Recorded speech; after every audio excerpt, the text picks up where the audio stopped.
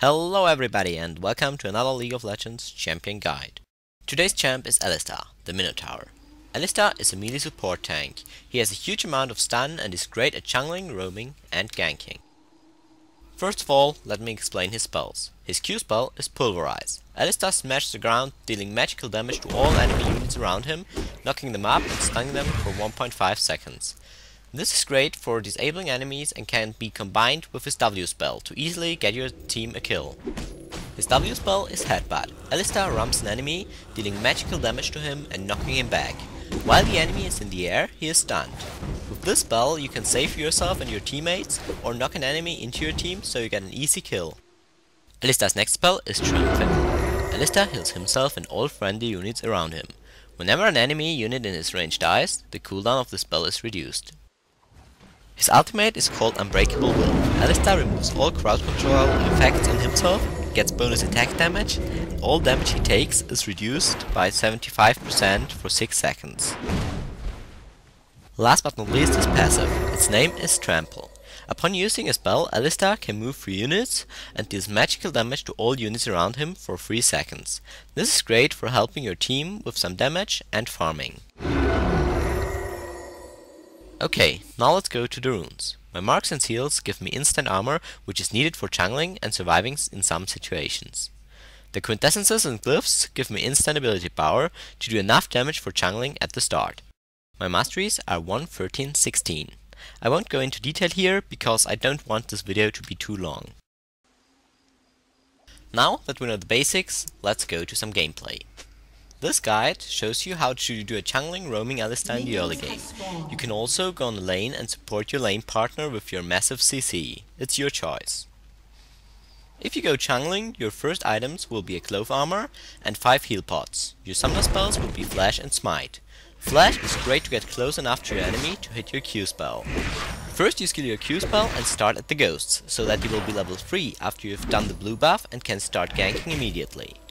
Next, you will skill E to heal yourself up.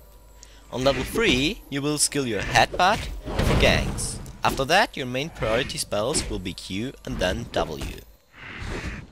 Okay, now let's go into detail about your item build. The first time you return to the base, you want to get boots, an amplifying tome and a mana crystal. The next time you go to the shop, you will buy boots of mobility and sheen. This improves your gank ability and damage, which is good for jungling. At this point of the game you have to decide whether you want to go for support or for ability power.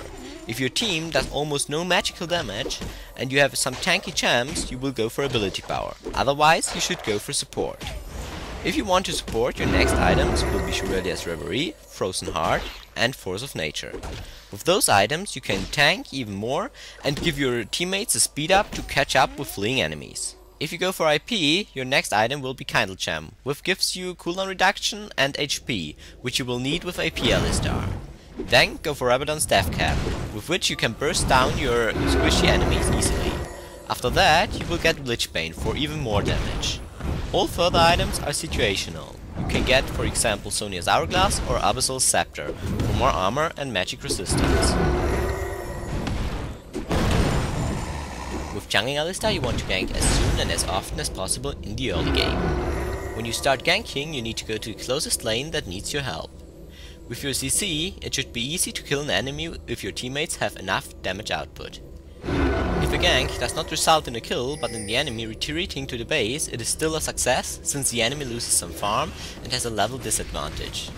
If possible, let your teammates have the kill. With Alistar you do not need feed, but you want your teammates to get fed. As you could just see, Flash is great to get to an enemy to stun him for the first gank. Right usage of the spell will often result in your team getting a kill. When not killing the enemy, or if you gank a dual lane, often it's also a good trick to pretend to retreat and then come back for a few seconds. Many enemies will not expect you to do that and then die, especially if they use their escape spells to escape your first gank.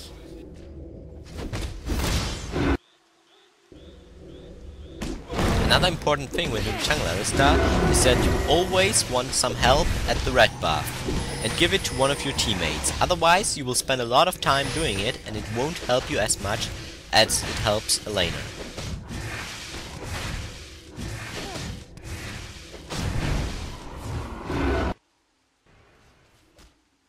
you can see another successful gank using flash.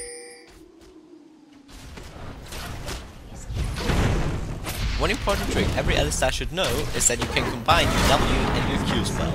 You start with your W spell. As soon as Alistar starts moving towards the enemy, you have to press Q. That way, you do not knock the enemy away, but throw him up in place. This is almost the same effect that Malphite's ultimate is. Without using this trick, Alistar would have thrown Mordekaiser through the wall here.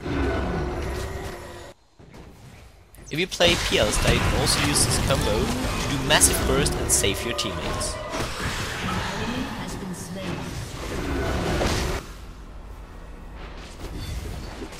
When it comes to team fights, you can easily initiate with flash and your Q spell, and then throw an enemy to your team.